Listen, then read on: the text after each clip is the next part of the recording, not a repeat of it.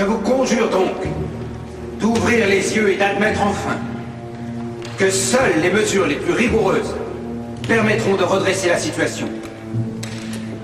Il est vain de vouloir se cacher que l'industrie de l'armement n'a de chance de livrer de nouvelles armes à la Wehrmacht que si toute la population en soutient la production. Et si en particulier les Gauleiter réalisent enfin la gravité de la situation. Mon allocution a pour but aujourd'hui de supprimer en vous toute tentation de dire un jour que vous ne saviez pas de quoi il retournait. Je suis décidé, quel qu'en soit le prix, à faire respecter l'autorité du Reich. Je me suis entretenu avec le Reichsführer SS Himmler et j'ai pris les mesures appropriées pour répondre à la situation actuelle. Il ne dépend que de nous et des cadres supérieurs du Troisième Reich de vouloir ou non imposer la volonté du peuple allemand.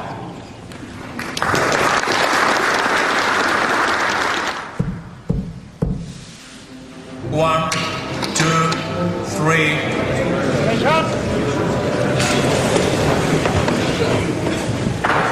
The tribunal will now enter.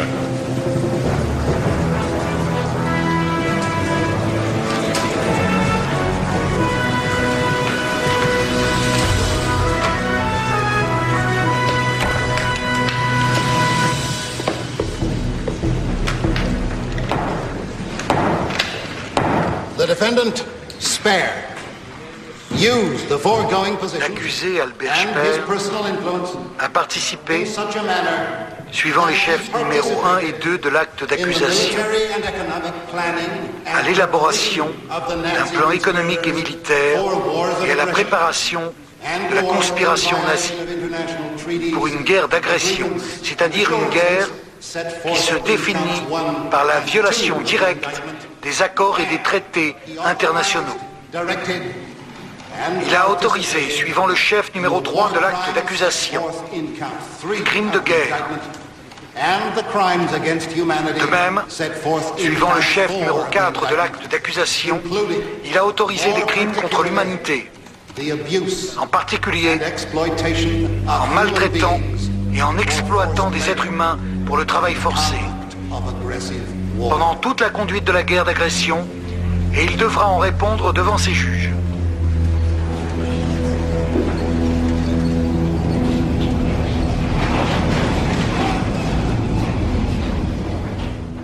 La phrase « Le peuple juif doit être exterminé » est en peu de mots, messieurs, une phrase que l'on dit facilement. Mais pour ceux qui ont dû accomplir cette tâche héroïque, ce fut la chose la plus dure et la plus pénible possible. Je vous prierai d'écouter attentivement mes paroles, au sein de notre cercle et de les taire à jamais. Une question se posait à nous, que faire des femmes et des enfants? J'ai donc résolu d'y apporter une réponse parfaitement claire. Je ne m'estimais pas le droit d'éliminer les hommes, autrement dit de les tuer ou de les faire tuer, tout en laissant grandir leurs enfants, pour qu'ils se vengent ensuite sur nos enfants et petits-enfants. Il fallait prendre la lourde résolution de faire disparaître ce peuple de la surface de la terre.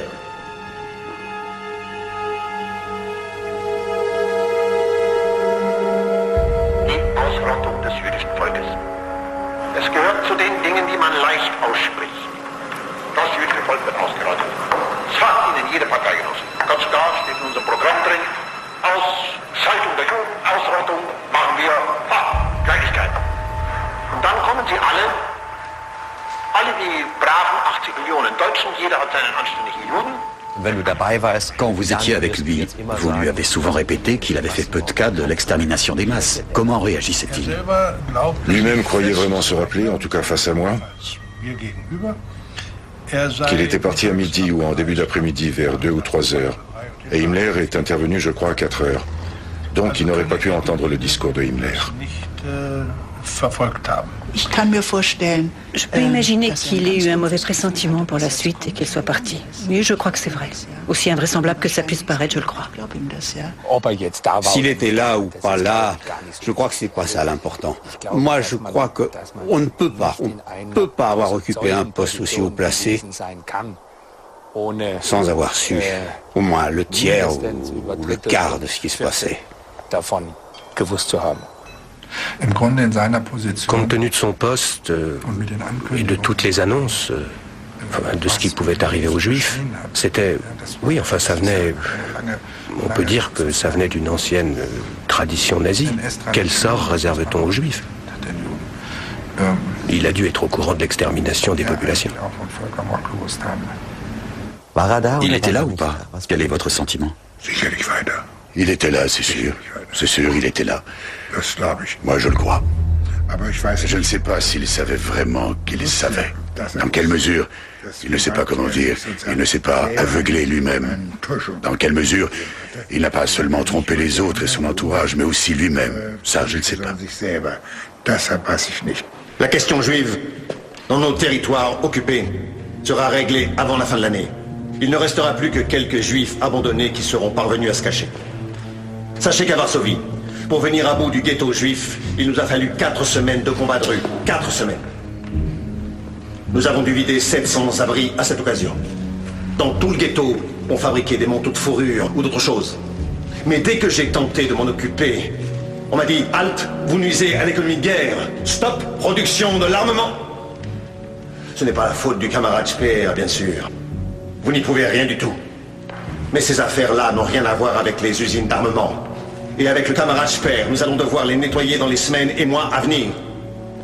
Et nous agirons de façon radicale, sans état d'âme, exactement comme il se doit, à l'aube d'une 5e année de guerre. Et surtout, en pensant profondément à l'avenir de notre Allemagne.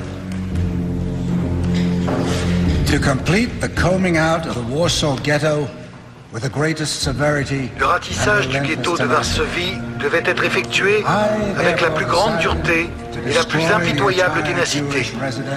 C'est pourquoi j'ai décidé d'ordonner l'anéantissement total des habitations juives par l'incendie de tous les pâtés de maisons, de même que les immeubles près des usines d'armement. Les bâtiments furent systématiquement évacués les uns après les autres, puis incendiés et rasés.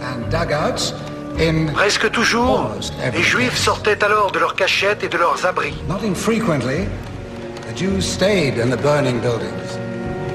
Fréquemment, les Juifs restaient terrés dans leurs maisons en feu, jusqu'à ce que, suffocants sous la chaleur et terrorisés à l'idée de brûler vifs, ils préfèrent se montrer et sauter dans le vide.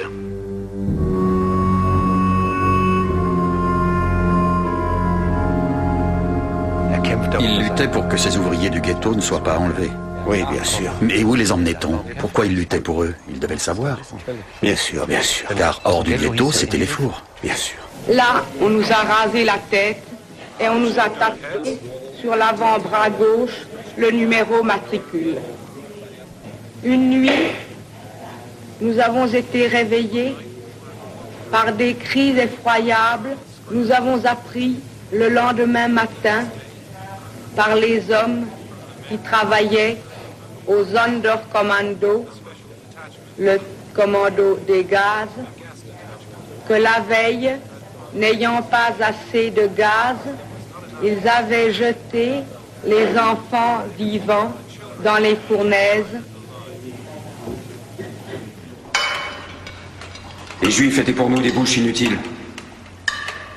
Grâce à mon gouvernement en Pologne, on en a liquidé plus de 2 millions. Qu'est-ce que vous vous imaginiez? C'est le Führer qui aurait dû passer devant ce tribunal. Il aurait dû assumer la responsabilité devant une cour. Il l'aurait fait. Mais, messieurs, n'oubliez pas qu'il dirigeait l'Allemagne.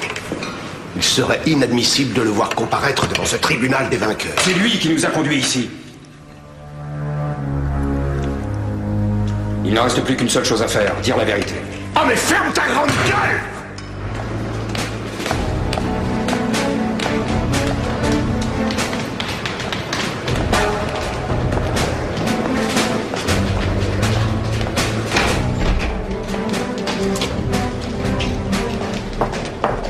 Maître Flexner? Oui, c'est pourquoi? Anne-Marie Kempf. La secrétaire de Monsieur le Ministre. C'est le ciel qui vous envoie. Si vous saviez comment on vous a cherché. Et les contrôles, comment avez-vous réussi à passer? Bureau d'Eisenhower, signé par lui. Bien, nous n'avons rien dans notre dossier. Vous savez ce qu'il nous faut? Vous voulez bien vous tourner une petite minute?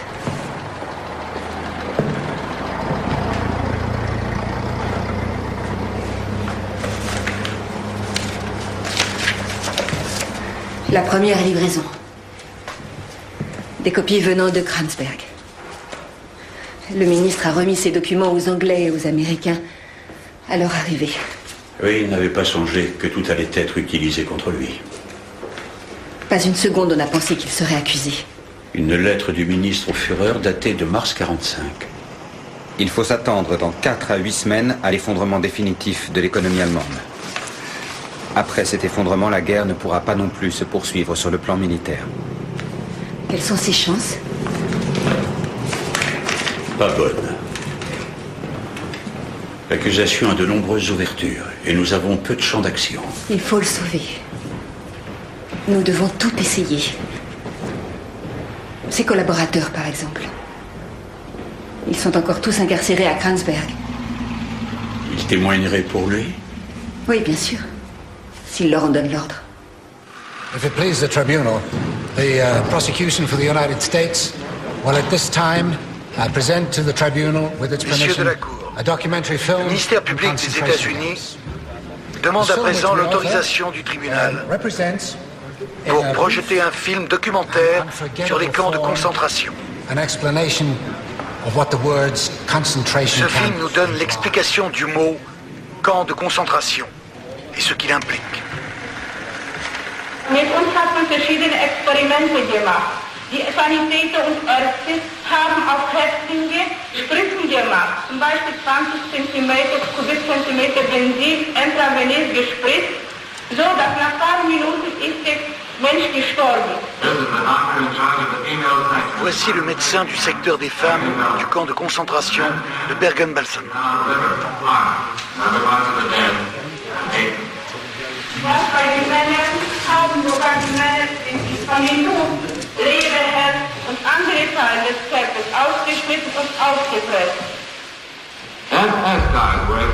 Les forces alliées ont obligé des gardiens SS à nettoyer le camp.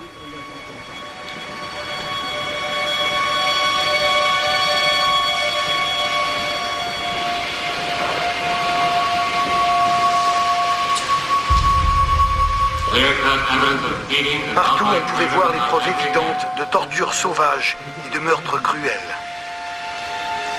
C'est pas vrai. C'est pas vrai.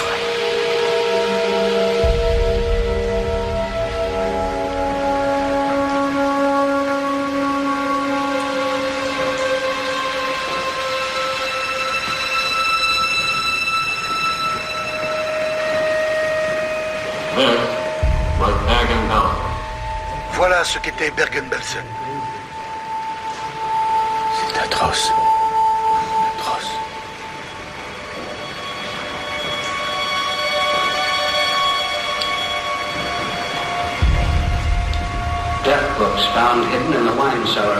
Dans la cave à vin de l'institution Hadamar, on a retrouvé des livres comptables. Ces gros volumes contenaient des milliers de certificats de décès.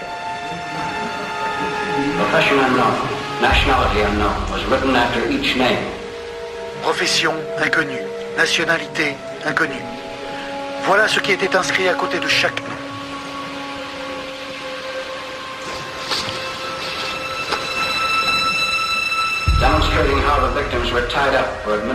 On représente ici comment les victimes étaient enchaînées avant d'être suppliciées.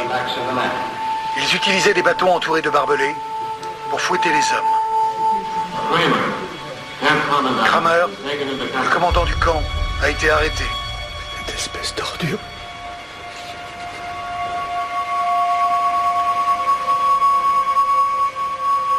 On a vu la libération des camps de concentration. À l'école? À l'école. Il est certain que pendant longtemps, je me suis refusée à associer directement ces actions et ces crimes à mon père. Mais que lui prit une part essentielle à la guerre et aussi à ce qu'on a appelé la prolongation de la guerre et les destructions qu'elle a avec, Ça, je ne pouvais pas le nier. Ni l'éventualité d'avoir causé ces montagnes de cadavres. Oui. C'était la base pour l'extermination de masse, dans un contexte de guerre. Oui. Et il le savait aussi. Enfin, moi, je ne crois pas qu'il ne savait rien, mais on connaît tous le processus de refoulement. Je ne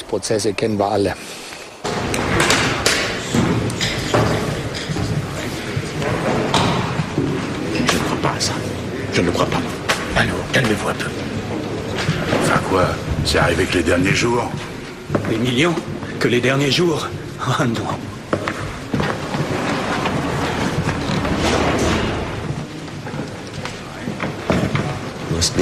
Il a siégé à côté de l'homme qui a voulu ça, qui les a haïs, qui a voulu les assassiner. Et il lui a tout facilité, il s'est mis à son service pour préparer la guerre. Si les morts avaient envahi son cœur, s'il avait ressenti la faute, c'est insupportable.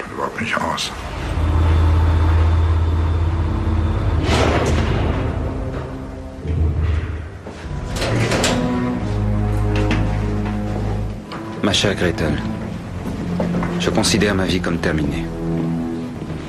Mais c'est à moi de la conclure d'une façon que j'estime inévitable.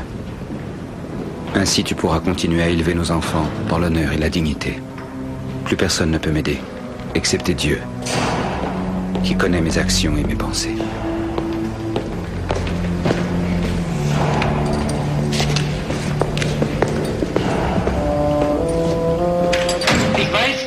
Deutsche sich für den Nürnberger Prozess nicht allzu sehr interessieren. Der Grund für dieses geringe Interesse ist wohl zu einem erheblichen Teil, dass sie mit einer Vergangenheit, die in größerem oder kleinerem Maße ihre eigene Vergangenheit war, nichts mehr zu tun haben wollen. Kein Hitlergegner will Nationalsozialisten in eine Vergangenheit zurückstoßen, von der sie loskommen möchten. Aber wir müssen alles tun, damit möglichst unser ganzes Volk von der Vergangenheit loskommt, um der Zukunft willen. Dazu kann der Nürnberger Prozess helfen. La maison principale qu'on appelait la maison des maîtres était pleine de réfugiés. Et mon père y avait réservé 2 ou 3 pièces pour nous. Si bien qu'on se cachait dans cette maison avec d'autres réfugiés. Et mon père avait donné comme explication qu'un jour, ce serait dans la zone anglaise. Et il avait une grande confiance dans la loyauté des Britanniques vis-à-vis des familles. Et deuxièmement, qu'on ne mourrait pas de faim parce qu'on pourrait toujours pêcher des poissons dans la mer. Et les 2 choses se sont avérées. Dites-moi franchement, Anne-Marie. Où ça en est à Nuremberg? Son avocat dit que c'est sérieux. Maître Flexner, un homme bien. Je vais lui apporter des documents rédigés par votre mari qui peuvent peut-être l'aider. Est-ce qu'il a d'autres dossiers? À Berchtesgaden ou à Zigrun? Nous n'avons pris que l'indispensable. À Zigrun, il n'y avait mis que ces tableaux, je crois. Il ne m'a jamais rien dit. C'était vous, sa meilleure moitié. Nous formions une bonne équipe à Berlin et ça restera comme ça. Je vais écrire à Rudi Wolter s'il nous aidera s'il le peut. Il ne faut pas perdre espoir. Oui, ce sont des jours terribles. Restez dans cette maison. Les enfants sont en sécurité et c'est plus important qu'un an de latin à Heidelberg. Vous devez être patiente, ça va s'arranger. De toute façon. Habe alles getan, das irgendwie in meiner persönlichen Kraft gestanden hat, die nationalsozialistische Bewegung zu stärken, zu vergrößern und unablässig daran gearbeitet, sie unter allen Umständen in die Macht, und zwar die alleinige Macht zu bringen. Selbstverständlich wurde auch da und dort geschlagen. Und es sind Rohheitsakte verübt worden. Le camp de Dora Mittelbau se trouve 5 km au nord de la ville de Nordhausen. Les Allemands avaient assigné à ce camp une mission secrète. Les commandos réquisitionnés devaient travailler à la production et à la réalisation de fusées V1 et V2. Nous étions installés sous terre. Nous dormions dans un dortoir sans aucune ventilation. Nous avons été jusqu'à 3500 prisonniers à être parqués là. À 4 heures du matin, c'était le réveil, et 5 minutes plus tard, nous étions en train de travailler dans le tunnel. Et quand il y avait des explosions, on ne dormait même plus. Ce n'était plus qu'un nuage de poussière. Et le matin, on était aussi blanc que des meuniers. Mais on ne pouvait pas se laver. Alors, avec notre urine, on arrivait à se frotter un peu les yeux. Il n'y avait pas d'eau pour les prisonniers qui vivaient ici, sous terre. Et beaucoup d'entre eux, c'est la soif qui les a tués. Ou plutôt qui les a fait crever, c'est plus juste. Dans son fonctionnement, on a pu constater que ce camp avait été conçu et administré sur le même modèle que Buchenwald. Lorsque l'efficacité des travailleurs baissait suite aux mauvaises conditions de leur captivité, leur ration était diminuée pour les punir.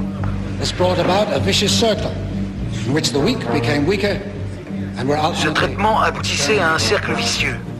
Les faibles devenaient de plus en plus faibles, jusqu'à ce qu'on les achève. Ainsi était le cours des choses dans les camps de concentration.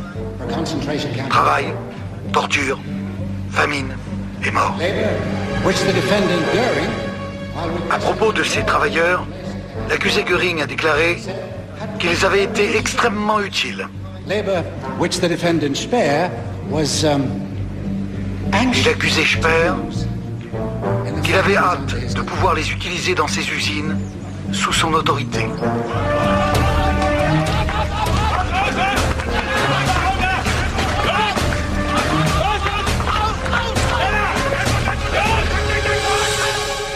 Les dures conditions que l'on vient de décrire dans le camp de Dora me sont inconnues. Cette vision me paraît excessive.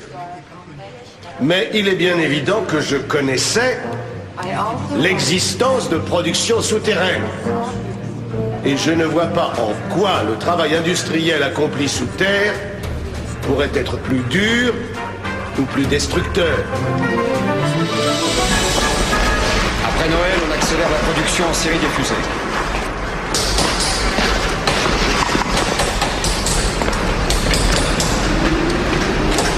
Qui peut imaginer que nous pourrons envoyer à 4 fois la vitesse du son 1 tonne d'explosifs de notre côte directement en plein centre de Londres? Gruppenführer, monsieur Degenkolb, vous avez insufflé un grand élan à notre production en seulement quelques mois. Je m'incline. Belle performance.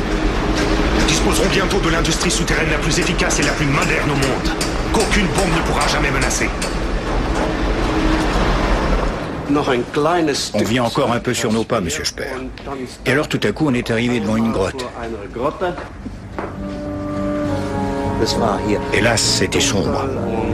Et plus on s'est enfoncé à l'intérieur des galeries, plus ça devenait étouffant à cause des explosions. Mais ça, on ne le savait pas encore. Et j'ai pensé que ce chemin devait nous emmener quelque part. En enfer. Et là, on ne savait pas encore ce qu'était la réalité.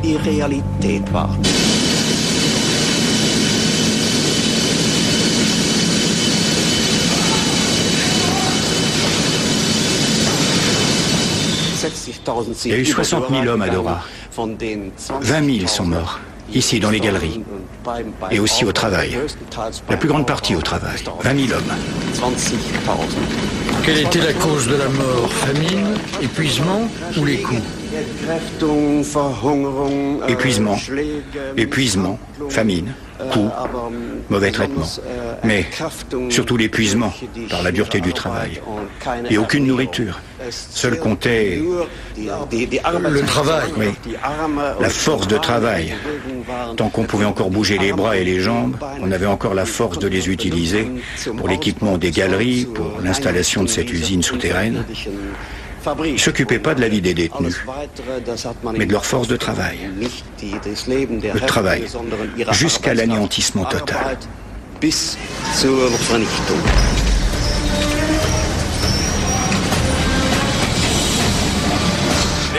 Certains n'avaient même plus de chaussures et c'est pieds nus qu'ils devaient traîner les pierres.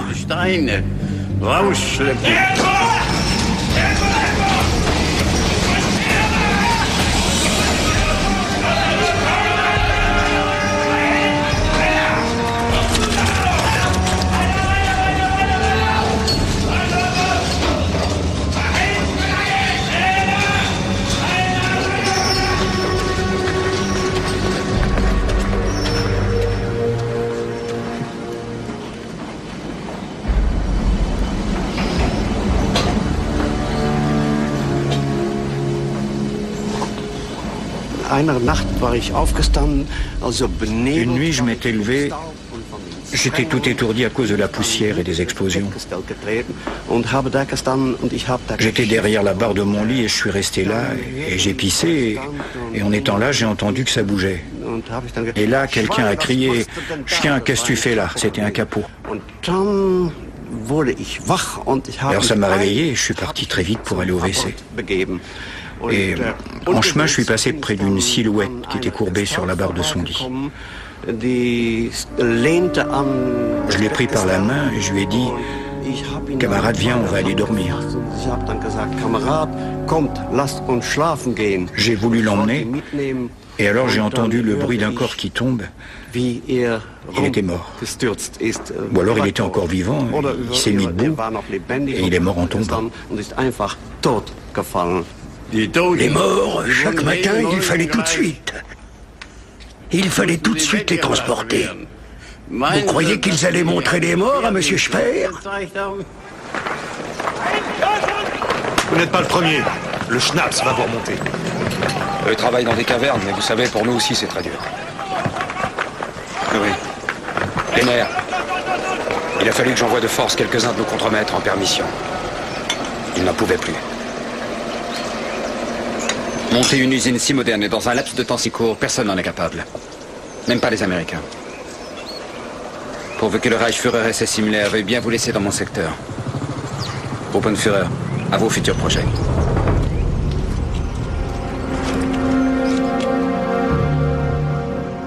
Selon la procédure américaine, vous devez savoir que j'ai le droit de vous interroger. Ce sera l'occasion pour vous de dire au tribunal ce que vous réfutez de l'accusation.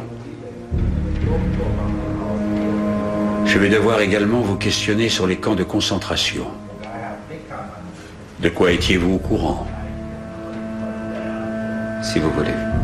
L'accusation, après mon interrogatoire, demandera certains détails. Quelle est votre responsabilité à propos des millions de travailleurs étrangers? Des conditions de travail, des condamnations à mort, des châtiments. Que saviez-vous de tout ça? Quoi qu'on me demande, je répondrai. L'accusation a des équipes spéciales qui, depuis des mois, cherchent partout en Europe des écrits et des documents susceptibles de l'intéresser. Elle pourrait trouver quelque chose que vous avez peut-être oublié. Non, ça je ne pense pas.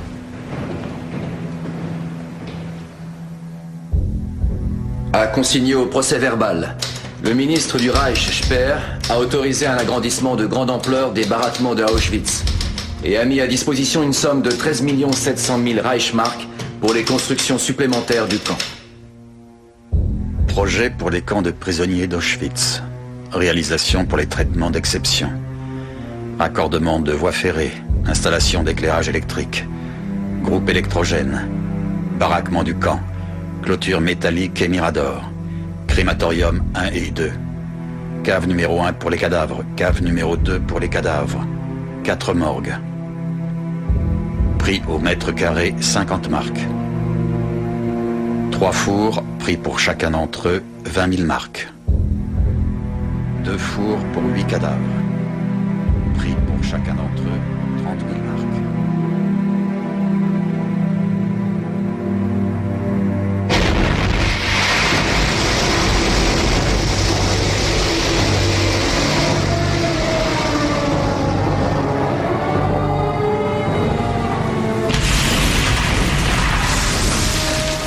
Le Führer m'a chargé de m'occuper de la future reconstruction des villes bombardées.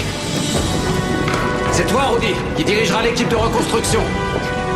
Prépare-toi à chercher et à trouver des hommes. Nous devons être tout à fait prêts pour la fin de la guerre. C'est un travail qui prendra une décennie. Tâchons d'abord de mettre cette maquette à l'abri.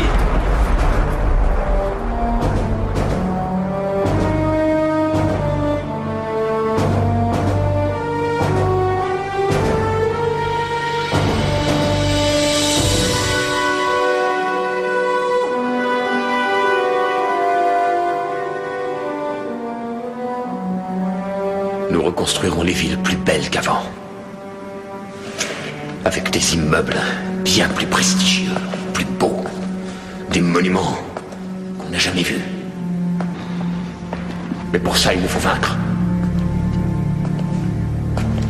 Ce n'est que lorsqu'ils voient la guerre, à leur porte, que les hommes se battent en vrais fanatiques. Une guerre totale. Mais même le plus idiot comprend que sa maison ne sera pas reconstruite si nous n'avons pas la victoire. Nous ne laisserons à l'ennemi pas la moindre ville avant qu'elle ne soit devenue un champ de ruines. Il ne sera pas question de capitulation.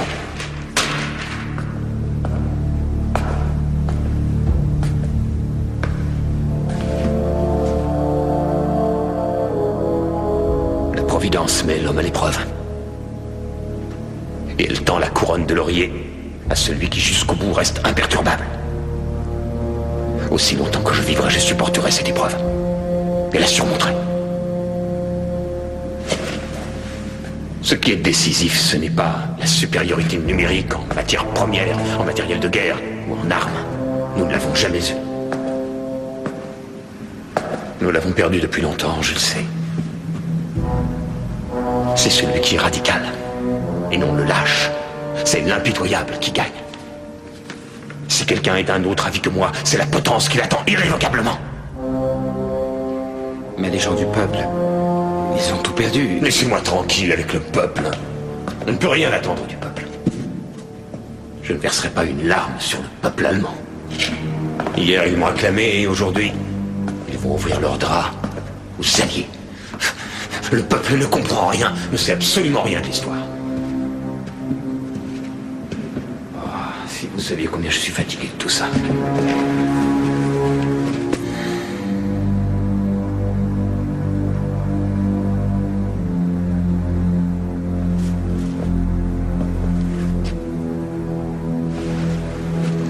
Croyez-moi, Speer, ne vous laissez pas impressionner par les ruines de leur maison.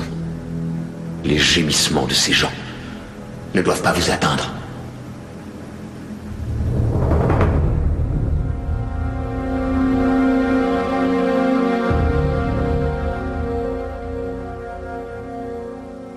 Monsieur Kobochok, je voudrais en suppléant mon avocat vous parler d'un fait important. Je vous en prie. Pourriez-vous, lors de l'interrogatoire de Hollendorf, lui poser une question précise, un fait précis qui me concerne? Savez-vous que l'accusé Speer, au mois de février dernier, a projeté un attentat contre la personne de Hitler?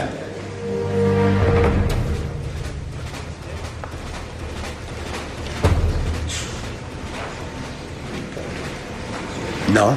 Savez-vous que Speer a entrepris de livrer Himmler aux Alliés dans le seul but que ce dernier puisse se justifier et éventuellement se déclarer non coupable? Non. Invraisemblable. C'est invraisemblable. En tant qu'architecte, je connaissais parfaitement ce bunker. Il avait un système d'aération semblable à celui qui a été aménagé pour cette salle.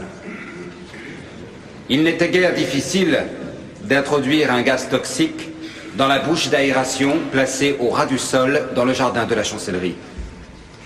Dans un laps de temps très court, le gaz se serait alors propagé dans la première salle, puis dans tout le bunker. Als ich soweit war, besichtigte ich die Ansaugöffnung im Garten der Reichskanzlei und musste dort feststellen, dass kurz vorher auf persönlichen Befehl Hitlers auf diese Ansaugöffnung ein 4 Meter hoher Kamin gemauert war. Damit war die Durchführung dieses Planes nicht mehr möglich. D'après mes connaissances, il n'y a jamais pu y avoir de bouche d'aération au sol. Normalement, on ne fabrique pas ce système d'aération quand on construit un bunker. Parce que quand il y a une explosion, le conduit d'aération est détruit.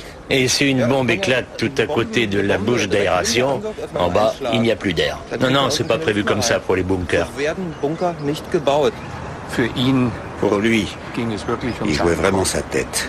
Et donc je peux très bien imaginer que cette idée qu'il a eue dans la réalité, il a dû probablement l'exagérer devant le tribunal.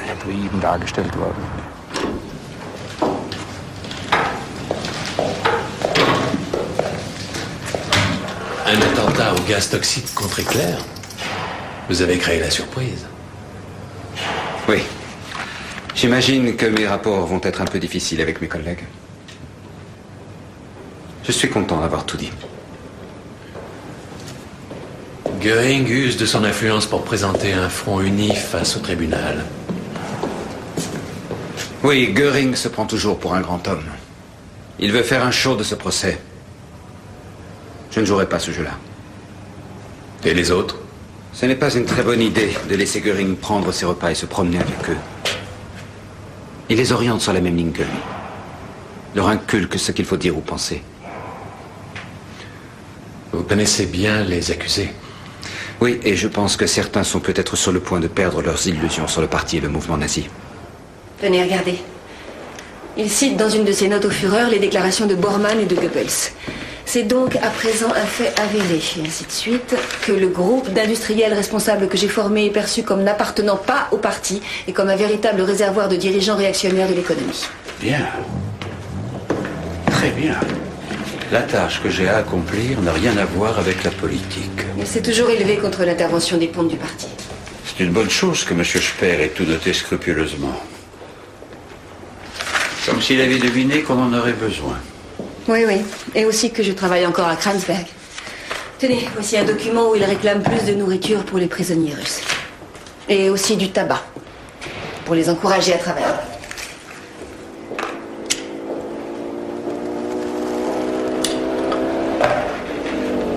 Il était comme ça, le ministre. Pourriez-vous aussi en témoigner sous serment? Je ferai tout pour aider M. Speer.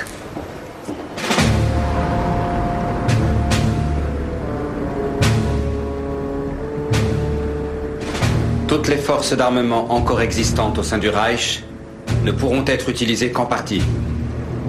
Faute de combustible suffisant, de courant électrique ou de gaz nécessaire pour leur livraison. Après la perte de la Haute-Silésie, la production d'armement allemande ne sera plus en mesure de couvrir les besoins élémentaires du front en munitions, armes et blindés. Point à la ligne. Le tout souligné et bien espacé surtout. Nous avons perdu la guerre. C'est ce que ça veut dire?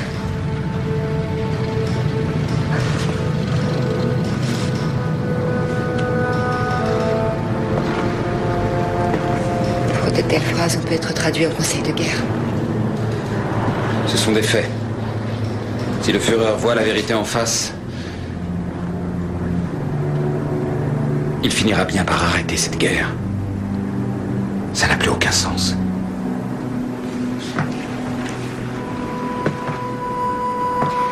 Quand ce sera fini, je voudrais bien que vous me gardiez.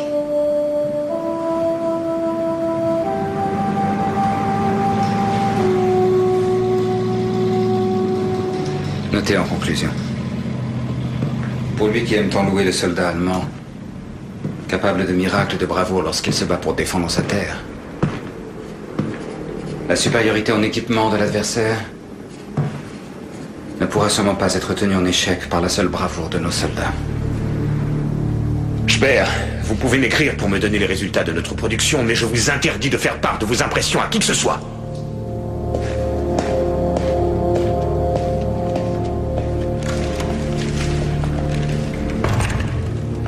Et en ce qui concerne votre dernier paragraphe, vous ne pouvez pas me l'écrire non plus. Vous auriez pu vous épargner ces conclusions. C'est à moi de décider quelles conséquences je dois tirer de la situation dans l'armement.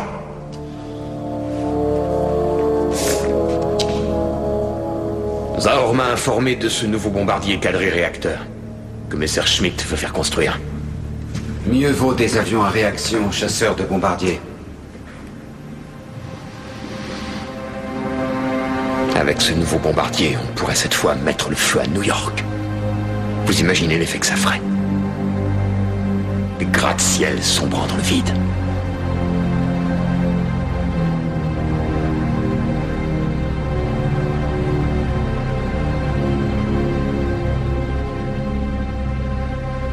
Churchill engage les Britanniques et les Américains à être prêts à se défendre contre les Russes. L'Union soviétique serait un danger croissant pour la civilisation chrétienne. Oui, oui. Ça va s'effondrer. Monsieur Speer, voulez-vous nous relater brièvement votre parcours jusqu'à votre nomination au poste de ministre? Brièvement. Dites tout ce qui peut donner une bonne image de vous au tribunal. C'est-à-dire celle de l'artiste idéal, qui est devenu ministre par hasard. Vous saurez le faire, j'en suis sûr. L'amour que portait Hitler aux constructions me permit d'avoir avec lui d'étroits contacts personnels.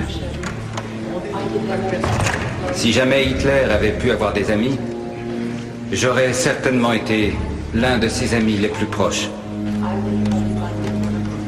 C'est ainsi qu'il m'a confié très vite ses grands travaux. En parallèle aux différentes constructions ici à Nuremberg, je devais m'occuper aussi de la rénovation complète de Berlin.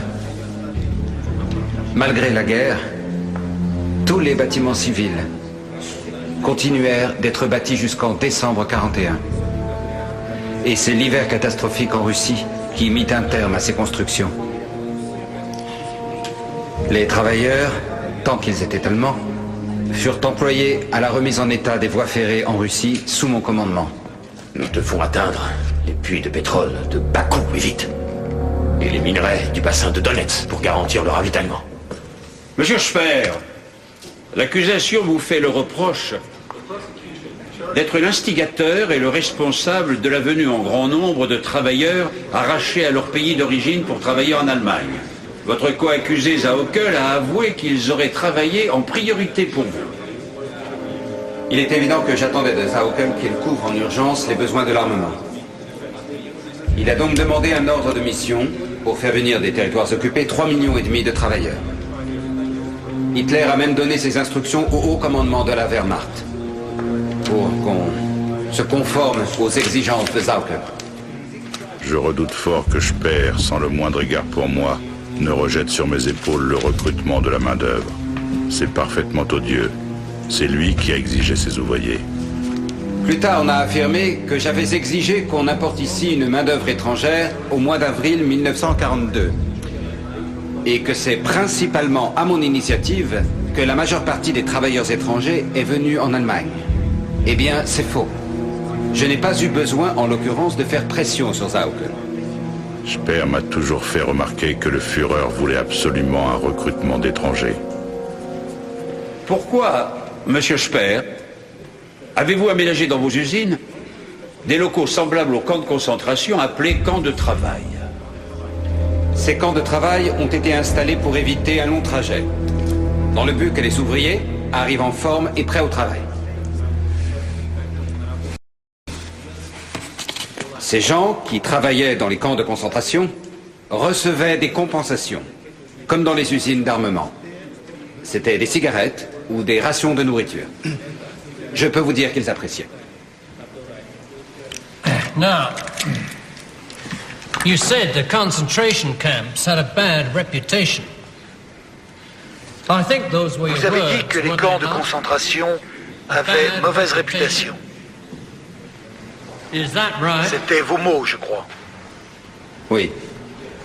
What did you mean by that phrase? Bad reputation. Que vouliez-vous dire par mauvaise réputation? C'est difficile à définir. Il y a... Nous savions en Allemagne que un camp de concentration... que le séjour passé dans un camp de concentration était une épreuve désagréable. Et j'en ai eu connaissance aussi. Mais je ne connaissais pas les détails. Was not the reputation that violence and physical punishment were used in the camps? Que dans ces camps, il était fait usage de brutalité, de châtiment corporel. N'était-ce pas là cette réputation dont vous parlez? Non. D'après la connaissance que nous en avions, c'était plus délicat. À l'époque où j'étais ministre, j'étais... Ça va vous paraître curieux, mais j'étais... plutôt rassuré. Parce que voyez-vous, au poste officiel que j'occupais, il est évident qu'on ne me rapportait que des choses rassurantes sur les camps de concentration.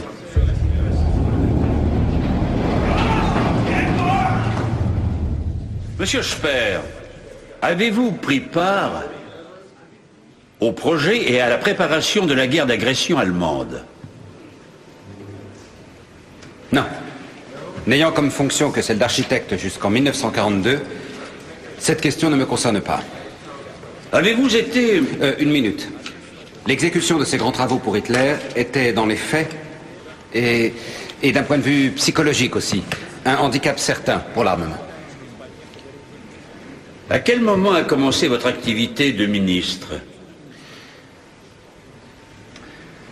Dès la prise de mes fonctions, il s'est avéré que ce n'était pas la construction, mais l'accroissement de l'armement militaire qui serait ma toute première tâche. Car les lourdes pertes en matériel, infligées durant l'hiver 41-42 dans la campagne de Russie, avaient été extrêmement dommageables. C'est pourquoi Hitler a immédiatement exigé qu'on augmente la production. Je m'y suis employé, comme vous le savez tous, avec succès.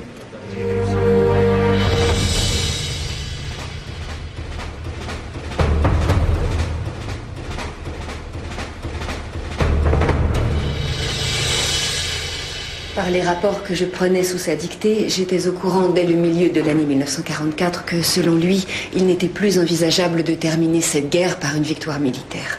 Au milieu de l'année 1944. En tant que secrétaire en chef du bureau de M. Speer, j'ai eu l'occasion de constater la résistance manifeste que le ministre opposa aux ordres de destruction du Führer. Nous avons craint plus d'une fois que cette nette opposition et ses rapports adressés au Führer puissent aboutir à son arrestation. Mais lui, ça ne l'impressionnait pas. Il considérait que c'était son devoir d'agir ainsi. Il convient donc d'escompter dans un délai de 4 à 8 semaines l'effondrement définitif de l'économie allemande. Après cet effondrement, la guerre ne pourra plus être continuée sur le plan militaire. Bien. Je vais le lui remettre en main propre. Rudi, qu'est-ce que tu fais là? Le directeur du bureau d'après-guerre, Rudolf Wolters, vient prendre ses fonctions.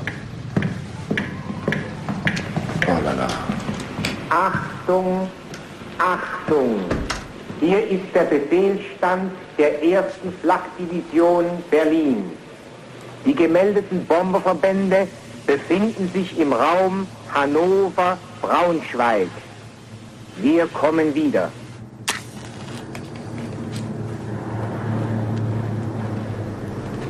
À Höxter, on a déjà aménagé un bureau. L'architecte Lubke se tient prêt. Bien. Alors occupe-toi de notre bureau à Flensburg. Quand tout sera fini, Peut-être faudrait-il que je disparaisse pendant quelques mois. Ne te fais pas prendre par les Russes. J'espère qu'on va se revoir très vite. On n'a rien fait qu'on puisse nous reprocher. Rudi, les Alliés ont besoin de nous. Nous avons notre programme pour la reconstruction. Et nous avons les spécialistes. Il n'y a personne d'autre que nous. Sur qui pourrait-il compter, William? Oui, si tout va bien. À Höxter, ils disent... Pourquoi personne n'abat cet homme dans son bunker? Ils n'ont qu'à le faire eux-mêmes, si c'est si facile.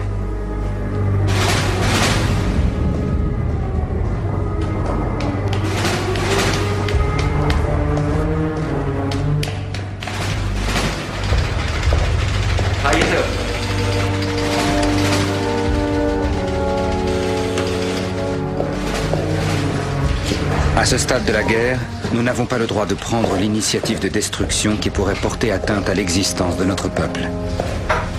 Si ses adversaires veulent détruire ce peuple qui a combattu avec courage, que ce soit sur eux exclusivement qu'en retombe la honte devant l'histoire. Nous avons le devoir de laisser au peuple toutes les possibilités qui lui permettront dans l'avenir de procéder à une nouvelle reconstruction. Mon Führer, Techniquement, il est tout à fait impossible d'évacuer la population hors des villes et des zones de combat. Ça représente des centaines de milliers de personnes. Oui, eh bien, ils n'ont qu'à y aller à pied! Mais pour ça, ils ont besoin de vivre. Et de vraies chaussures. On ne peut pas chasser les gens hors des villes pour les envoyer errer dans les champs. Ce ne sont que des comptes à dormir debout que vous me sentez là! Nous ne voulons et ne pouvons pas tenir compte du bien-être de la population. Au revoir, messieurs!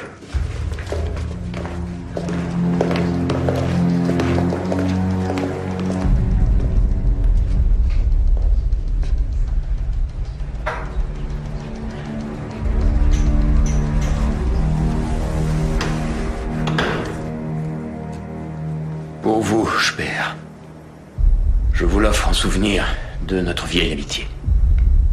Ce soir à minuit, c'est votre anniversaire.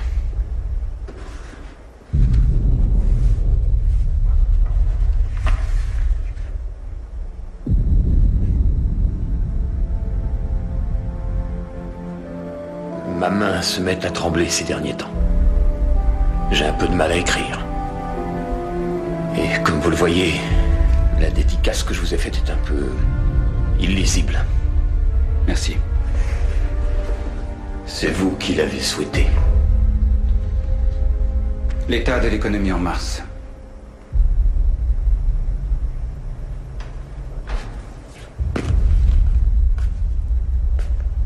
Et les conclusions.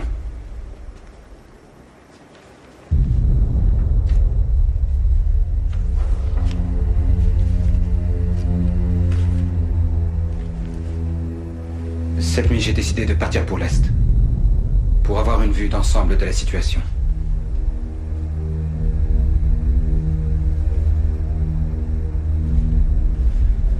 Si jamais la guerre est perdue, le peuple allemand est perdu lui aussi. Il sombrera. Il serait totalement absurde, totalement inutile, de vouloir se préoccuper des besoins primaires et des choses élémentaires dont le peuple allemand peut avoir besoin pour survivre à la défaite. C'est même le contraire. Il est préférable de détruire toutes ces choses élémentaires. Car ce peuple s'est révélé irrévocablement le plus faible des peuples. Mais l'avenir, je vous l'affirme, appartient exclusivement à celui qui a été le plus fort. Ce maudit peuple de l'Est. Eh oui. De toute façon, les hommes qui survivront à ce combat ne sont que les plus médiocres. Car les bons sont déjà tombés. Das deutsche Volk hat bis zum Schluss Adolf Hitler die Treue gehalten. Er hat es wissentlich verraten. Er hat versucht, es endgültig in den Abgrund zu stürzen. Wenn ich an führender Stelle stehe und wenn ich dabei sehe, dass gegen die Interessen des Volkes in dieser Weise gehandelt wird, dann bin auch ich verpflichtet zu handeln. Ich habe nun durch Reisen in die zunächst gefährdeten Gebiete versucht, die Durchführung dieser Befehle zu verhindern. Bei der Disziplin, die in Deutschland bei jedem Befehl, gleich welchen Inhaltes geübt wurde, war seine Durchführung zu erwarten. Si au moins vous pouviez éloigner les opérations militaires des installations industrielles. Le maintien du réseau de communication, ça je pourrais vous le garantir. Secret défense du Reich. Quartier général du Führer. Par la présente, j'ordonne que toutes les installations militaires et industrielles, les communications et les transmissions, les centres de ravitaillement, ainsi que tous les biens mobiliers et immobiliers sur le territoire du Reich soient détruits sur le champ. Ceci vous est adressé.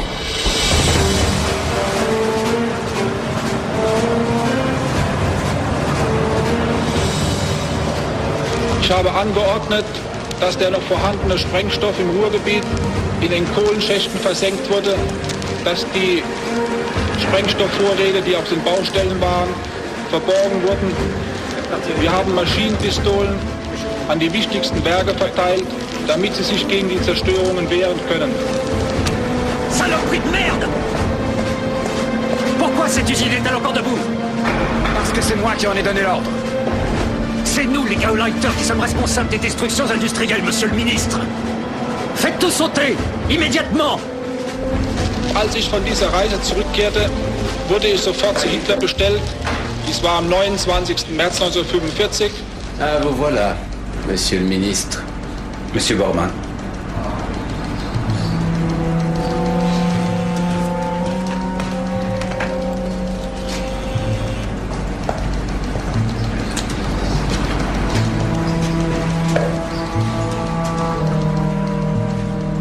Je viens d'entendre de la part de M. Bormann un rapport sur sur l'entretien que vous avez eu avec les Gauleiter de la Ruhr. M. Bormann dit que vous les avez exhortés à ne pas suivre ni exécuter mes ordres, en expliquant très clairement que la guerre était perdue.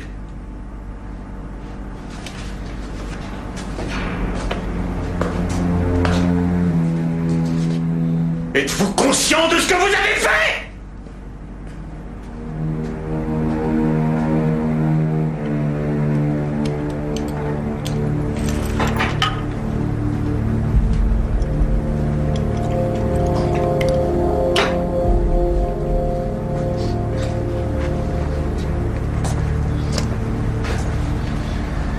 J'ai décidé que vous preniez immédiatement un congé maladie. Je ne pourrai assumer ma responsabilité de ministre, alors que quelqu'un d'autre agira à ma place. Je ne peux pas. Mon Führer. J'ai bien peur que vous n'ayez pas d'alternative. Je ne peux pas révoquer un ministre aussi important! C'est hors de question! L'effet serait dévastateur. Et également étranger. J'espère. Essayez de me comprendre. Je ne suis pas malade. Si vous pensez que je suis malade, il faut me révoquer.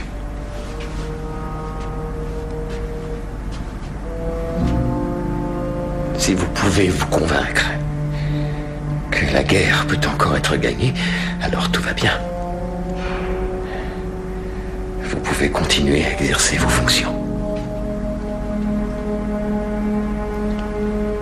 La guerre est perdue. Oui, ce sont les faits objectifs, dus aux froides connaissances de votre spécialité.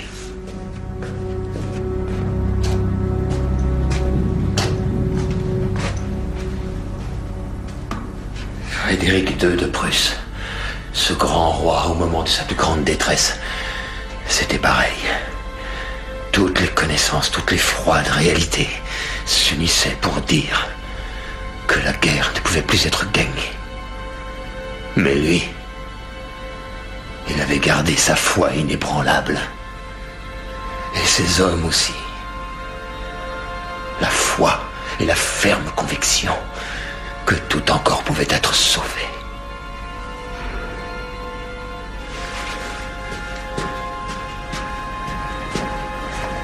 J'espère.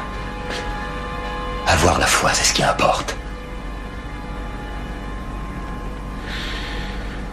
Je ne suis pas de ceux qui affirment croire en une victoire possible, alors qu'ils ne croient plus du tout.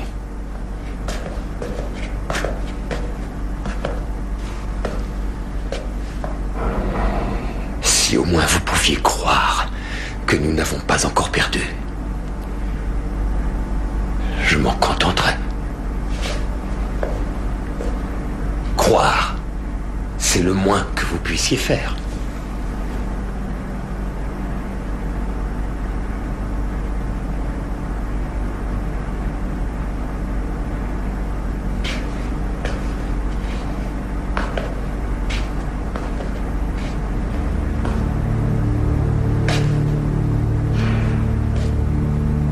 Je vous donne 24 heures pour réfléchir. Dans 24 heures, vous devrez me dire sans ambiguïté si vous espérez qu'on peut encore gagner cette guerre.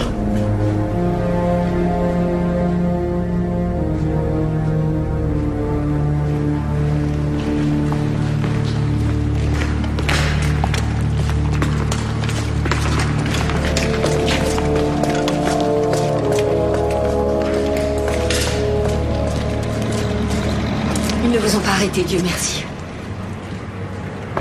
C'est un ultimatum. Il faut avoir foi en la victoire. Je ne vois pas ce que je vais pouvoir lui répondre. Eh bien.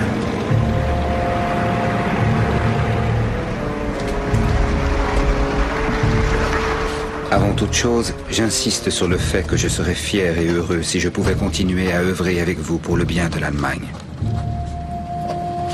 Malgré tout, il est de mon devoir de vous dévoiler sans aucun artifice quelle est ma conviction face aux événements que nous vivons, même si je sais que cette lettre peut entraîner pour moi de graves conséquences.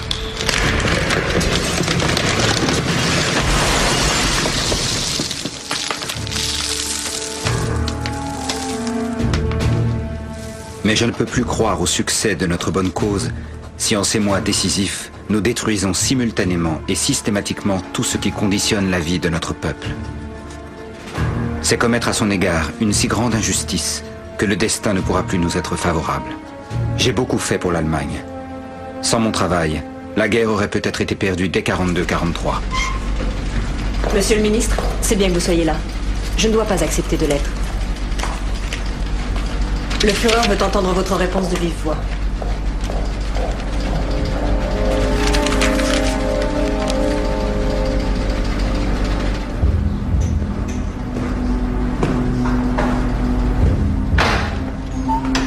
Monsieur le ministre.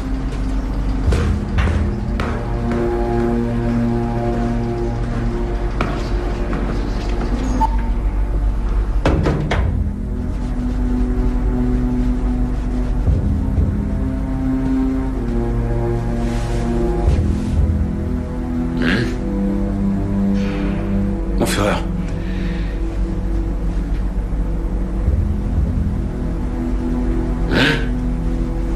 Vous avez mon soutien inconditionnel.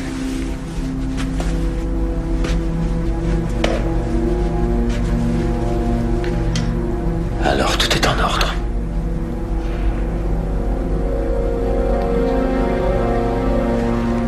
Il faudrait me charger personnellement de l'application du décret sur la destruction des industries.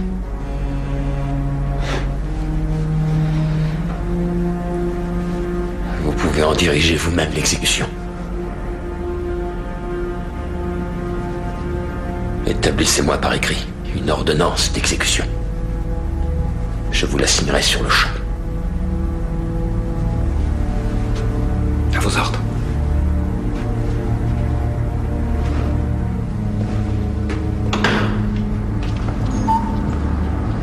Was haben Sie aufgrund dieses neuen Befehls veranlasst? Ich gab sofort einen Befehl heraus, der alle meine alten Befehle zur Schonung der Industrie wieder in Kraft setzte. Подсудимый Альберт Шпеер, вчера на суде вы сказали о том, что были одним из ближайших друзей Адольфа Гитлера. Hier, vous avez dit au tribunal que vous étiez un des proches d'Hitler. Что вы узнали о планах и намерениях. Vous essayez de nous faire croire à présent que vous n'avez appris ces projets qu'après avoir lu Mein Kampf. À ce sujet, je peux vous donner quelques précisions. Mes rapports avec Hitler étaient vraiment assez privilégiés. Il me faisait souvent part de son opinion. Et ses vues personnelles ne nous permettaient absolument pas de prévoir qu'il en arriverait à élaborer des plans de ce genre, comme ce document nous le montre. Et je fus d'autant plus rassuré en 1939 lorsque nous avons signé le pacte de non-agression avec la Russie. Car il est bien évident que vos diplomates avaient lu eux aussi le livre Mein Kampf et qu'ils avaient tout de même signé ce pacte de non-agression. Et ils étaient sûrement plus intelligents que moi. En matière politique, je veux dire.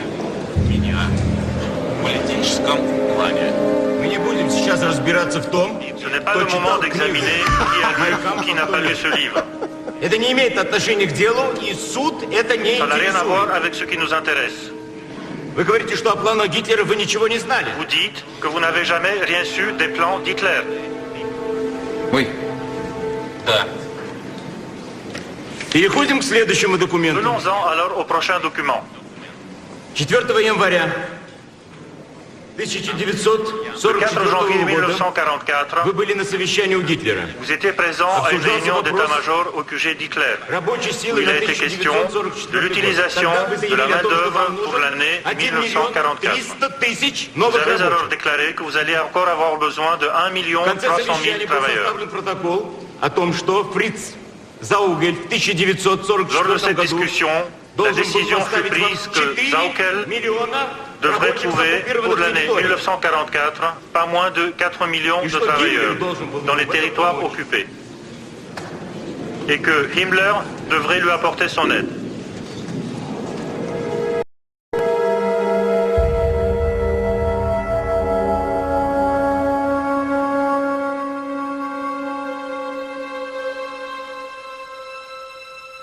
Признаете, что вы были участником этого совещания? И что, как министр Рейха, вы несете ответственность? Admettez-vous qu'en tant que participant à cette réunion et qu'en tant que ministre du Reich, vous êtes responsable de la déportation de plusieurs millions d'êtres humains pour le travail forcé en Allemagne? Ce programme n'a jamais été mis en application. Justement, ce programme n'a jamais été appliqué. Speer se démarquait assez fortement de cette galerie de sombres personnages. On ne l'entendait pas continuellement dire « je ne m'en souviens pas ». Il n'y eut pas a posteriori de portrait rectifié de ses relations avec Hitler, cet homme qu'il avait vénéré pendant des années, puis qu'il avait voulu froidement éliminer quand il avait compris quelle catastrophe Hitler était pour l'Allemagne. Speer a dit « je me suis voué corps et âme au principe du Führer, puis j'ai reconnu ses fautes monstrueuses. En tout premier lieu, par le fait qu'un ordre soit exécuté sans aucune possibilité de critique ou d'analyse. C'est la preuve même qu'un régime totalitaire est source de très grands périls. C'est encore là une de ces phrases qui démontre combien le procès de Nuremberg est d'une importance capitale, en dépit de toutes les objections qui pourraient s'élever. Sa présence au procès de Nuremberg a été un coup de chance. Enfin, qu'une personne de son importance apporte son témoignage, je trouve ça bien plus intéressant de réfléchir à cette question. Est-ce que le rôle qu'il a joué, de notre point de vue, était correct? Il aurait pu certainement l'améliorer, mais était-il correct? Était-il, pour ainsi dire, à l'époque, pour d'autres personnes, d'un côté peut-être rassurant, mais en même temps, comme je le redis maintenant, exemplaire. Et... Exemplaire? Vous savez aujourd'hui qu'il n'a pas dit toute la vérité. Oui. Qu'aurait-il pu dire, par exemple, s'il avait dit la vérité sur lui-même? Que pensez-vous qu'il aurait dû dire, après ce que nous savons aujourd'hui? Qu'est-ce qu'il a passé sous silence? Ça, ce n'est pas à moi de le dire. C'est à l'historien de le dire. Ich habe eine letzte Frage. Konnten Sie Ihre Handlungen in den letzten Monaten des Krieges mit Ihrem Eid und mit dem Begriff der Treue gegenüber Adolf Hitler vereinbaren? Es gibt eine Treue, die jeder unbedingt zu halten hat, und das ist die dem eigenen Volk gegenüber. Diese Verpflichtung steht über allem. Dass Hitler dem Volk nicht mehr die Treue hielt, musste jedem intelligenten Menschen seiner Umgebung klar sein. Zwar spätestens ab Januar, Februar 1945.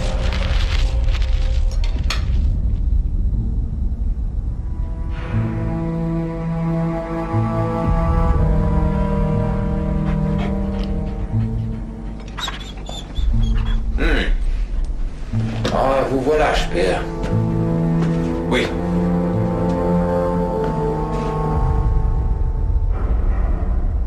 Alors, dites-moi, vous revenez de nos territoires nordiques, de chez Dönitz.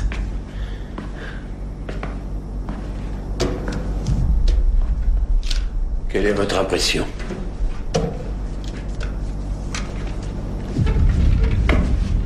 Ils sont tous satisfaits de son commandement. Il a toujours été d'une grande compétence.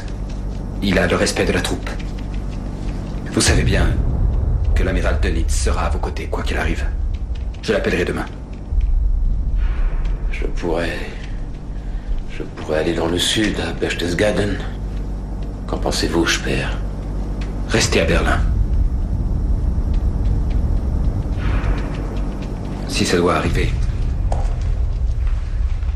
Si Berlin tombe, si tout à coup c'est la fin, il vaut mieux que vous soyez là. Plutôt que dans votre maison de campagne. Oui. D'ailleurs, ça dure qu'un court moment. Et puis on est délivré de tout. De ce tourment de l'existence. Délivré.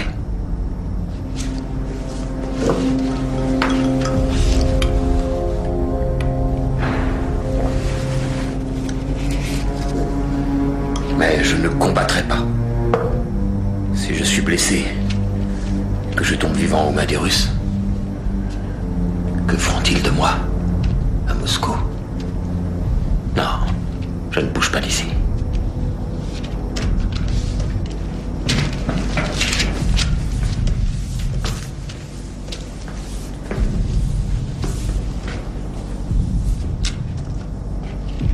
Mademoiselle Braun veut m'accompagner dans la mort. Quant à mon chien, je le ferai empoisonner.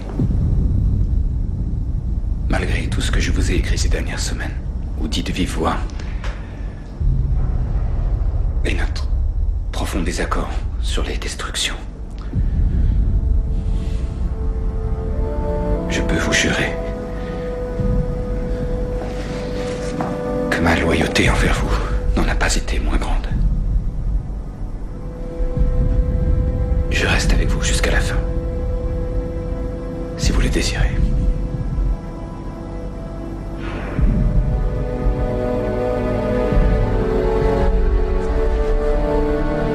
Aus dem Führerhauptquartier wird gemeldet, dass unser Führer Adolf Hitler heute Nachmittag in seinem Befehlsstand in der Reichskanzlei bis zum letzten Atemzuge gegen den Bolschewismus kämpfend für Deutschland gefallen ist. Am 30. April hat der Führer den Großadmiral Dönitz zu seinem Nachfolger ernannt. Deutsche Männer und Frauen, unser Führer Adolf Hitler ist gefallen. In tiefster Trauer und Ehrfurcht verneigt sich das deutsche Volk. Mr. Speer? Mr. Speer!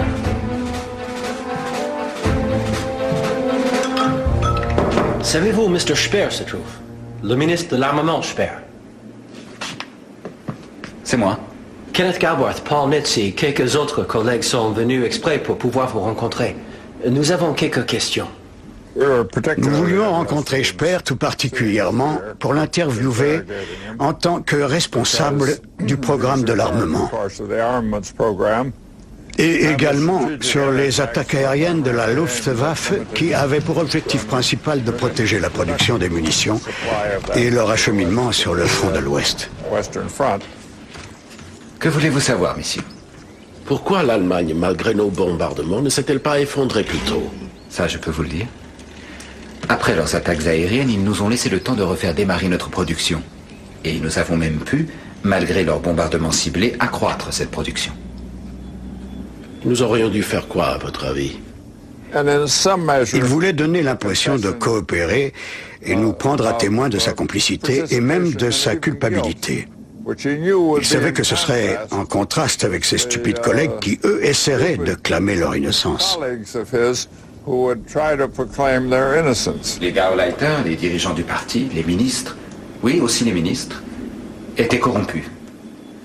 Tous de petite origine sociale. Et à présent terriblement puissants. Vivant dans la prospérité, femmes... Il nous donnait l'impression d'adopter un grand détachement. Comme s'il n'était pas un des intimes du pouvoir, mais qu'il exerçait la fonction d'un observateur. Un observateur très proche et très impliqué. Mais pourtant, pas comme Goebbels, qui était un participant actif. Monsieur Speer, je ne vous comprends vraiment pas. Vous nous dites que vous saviez depuis des années que la guerre était définitivement perdue pour l'Allemagne. Depuis des années, dites-vous. Vous avez assisté aux machinations odieuses de ces gangsters qui se trouvaient être les fervents disciples d'Hitler. Les visées personnelles de ces hommes étaient celles de hyènes. Leur méthode, celle d'assassins. Leur morale, celle du caliveau. Vous saviez tout cela et gardiez malgré tout votre poste. Et ce n'est pas tout. Vous les avez soutenus de toutes vos forces. Comment expliquez-vous tout ça?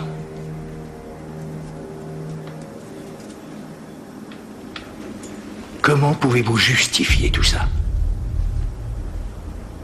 Et comment pouviez-vous supporter de continuer à vivre avec tout ça?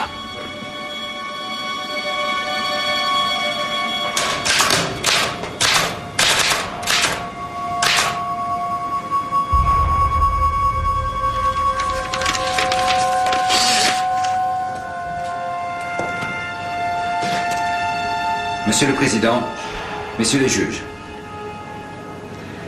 Hitler et l'effondrement de son système ont fait sombrer l'Allemagne dans une ère de désolation et de souffrance. La poursuite inutile de la guerre et les destructions inutiles compliquent la reconstruction. Privation et misère. Oui, privation et misère. Entbehrungen und Elend sind über das deutsche Volk gekommen. Es wird nach diesem Prozess Hitler als den erwiesenen Urheber seines Unglücks verachten und verdammen. Die Welt aber wird aus dem Geschehen lernen, die Diktatur als Staatsform nicht nur zu hassen, sondern zu fürchten. La technique de la guerre fournira dans 5 ou 10 ans la possibilité d'envoyer des missiles de continent à continent avec une terrible précision et une grande efficacité. Grâce à la force atomique, avec une seule fusée, utilisée par au plus 10 hommes, on pourra anéantir New York en 10 secondes et tuer des millions d'êtres humains. C'est pourquoi ce procès doit contribuer à empêcher dans l'avenir des guerres dépravées et à établir les règles fondamentales de la coexistence de tous les hommes. La seule accusation retenue contre lui a été l'utilisation de travailleurs forcés pour l'armement de l'Allemagne. Et il était si convaincant. Il était lui-même un si grand et si bon accusateur. Il réprouvait si bien ce principe du Führer et toute cette monstruosité nazie que je crois qu'il était comme un magicien. Et alors, ni les procureurs, ni les juges ne lui ont posé toutes les questions. Et il a tout mis sur les épaules de Sauckel. Il disait, c'était capital pour moi d'avoir ces travailleurs, et je ne demandais qu'une chose, qu'on leur donne assez à manger. Ce n'était pas de ma responsabilité, c'était celle de Sauckel, ou du directeur de l'usine.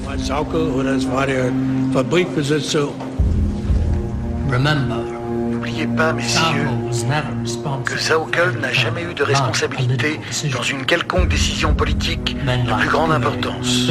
Ce sont des hommes comme Göring ou Speer qui décidaient des ordres à donner.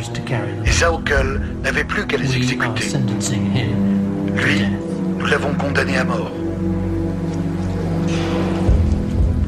Dans les bons jours, vous avez activé l'armement.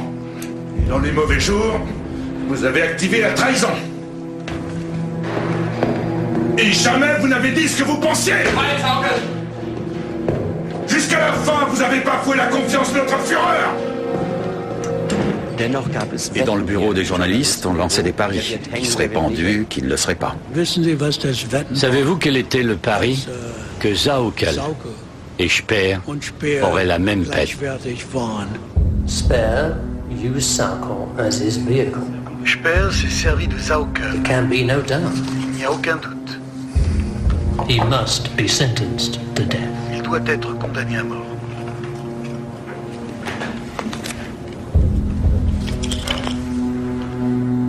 Советские судьи присоединяются Les к juges данному soviétiques se rallient à ce jugement. Смертная казнь La peine de mort pour Альберту Шперу. Toi et moi, nous continuerons de vivre à travers nos enfants. Et je suis sûr que nous nous reverrons également. Je ne te quitte pas. Nous sommes liés l'un à l'autre au plus profond de notre être.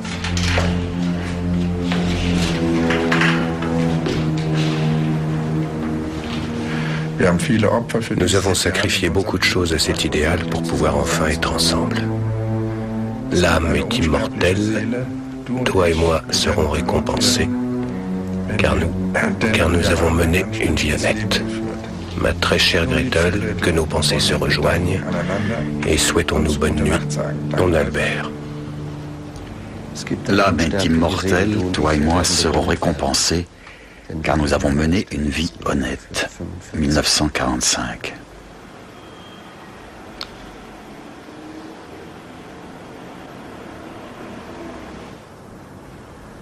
L'âme est immortelle, toi et moi serons récompensés, car nous avons mené une vie honnête. Oui, 1945. Si quelqu'un veut continuer à vivre avec une montagne de cadavres, il doit refouler cette montagne de cadavres. Sinon, il ne peut pas. Alles dreht sich und wartet, wo Göring hereinkommen wird. Wird vermutlich gleich in die Anklagebank eintreten. In jedem Augenblick kann im Gerichtssaal gesprochen werden und wir wollen Ihnen möglichst gut die Worte aus dem Gerichtssaal übertragen, sodass Sie alles original hören. Jetzt scheint Göring zu kommen. Ja, wir sehen eine der Wachen eintreten. Ein Augenblick wirklich der allergrößten Spannung.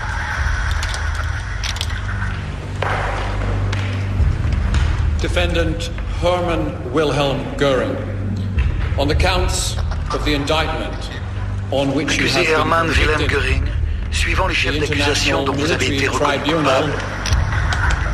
Es scheint etwas nicht mit der Lautsprecheranlage zu funktionieren. Es ist offenbar ein kleiner technischer Fehler. Suivant les chefs d'accusation dont vous avez été reconnu coupable, le tribunal militaire international vous condamne à la peine de mort par pendaison. Göring ist zum Tod durch Strang verurteilt worden. Wie Sie eben gehört haben, wir können im Augenblick nicht sehen. Es wird eine Meldung durchgegeben, zum Tod durch Strang verurteilt. Wir können Göring leider nicht sehen. Es ist ein Malheur für uns.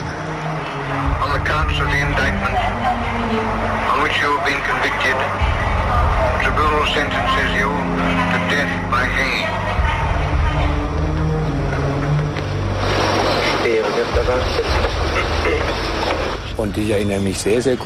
Et je me souviens très bien, je nous revois assis autour de cette petite radio et quand nous avons entendu l'annonce du jugement, la seule chose qui me soit vraiment restée en mémoire, c'était peine de mort par pendaison. 4, 5, 6 fois. 4, 5, 6, je ne sais plus combien. Et ensuite je n'arrive plus à me rappeler, c'est ma réaction à la sentence frappant mon père. Defendant Wilhelm Keitel, on the counts of the indictment on which you have been convicted, the tribunal sentences you to death by hanging. Eben wurde Keitel zum Tode verurteilt. Defendant Alfred Rosenberg, on the counts of the indictment on which you have been convicted, the tribunal sentences you to death by hanging. Defendant Albert Speer. On the counts of the Accusé Albert Speer, suivant les chefs de l'acte d'accusation dont vous avez été reconnu coupable, le tribunal vous condamne à 20 ans d'emprisonnement.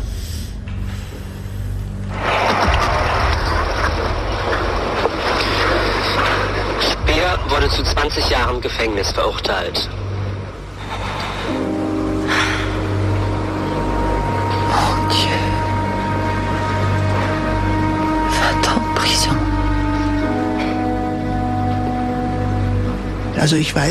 Enfin, je sais qu'on est allé à l'école comme d'habitude, et ensuite, j'avais pris le tramway. Mon frère Albert était rentré plus tôt à la maison, et il est venu me chercher.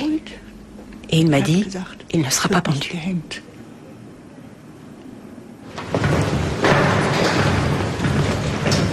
Monsieur S, combien vous avez pris?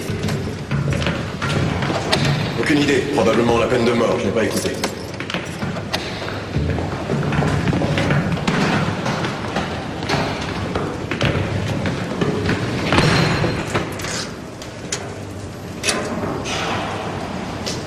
Ils veulent me prendre. Laissez-moi seul.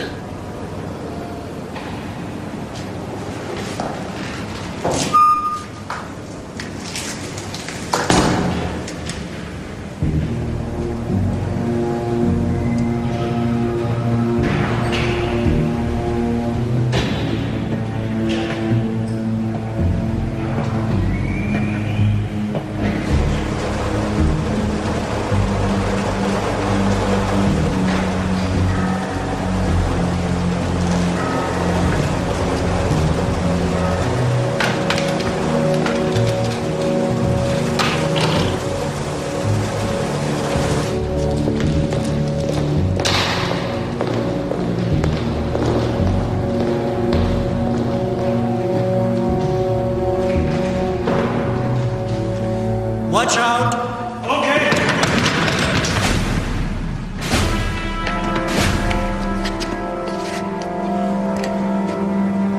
Cet homme, Göring, a réussi à ingurgiter du cyanure. Il l'a fait si habilement que son gardien attitré n'a même pas vu quand il a porté sa main à sa bouche. Il était exactement 1h07 du matin, à l'heure européenne, lorsque le sergent américain Wood et son assistant sont montés sur la plateforme pour prendre leur poste avec la corde et la cagoule.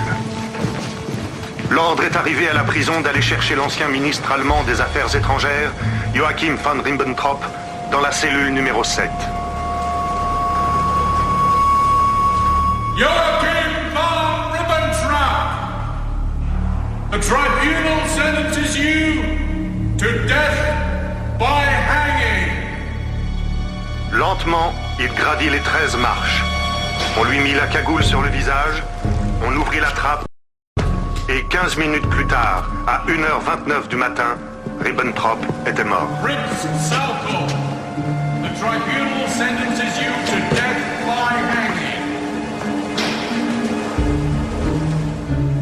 Debout sur la trappe, Sauckel cria « Je meurs innocent. Ma condamnation est une erreur. Que Dieu protège l'Allemagne et la rétablisse dans sa grandeur. » Sauckel mourut à 2h39 du matin, 13 minutes après l'ouverture de la trappe. Hans Frank, une âme repentie, le sourire aux lèvres, a été amené par les gardes dans la pièce. Roi sans couronne de Pologne, il avait essayé d'établir un nouvel ordre policier où la volonté du parti nazi aurait été la seule loi en vigueur.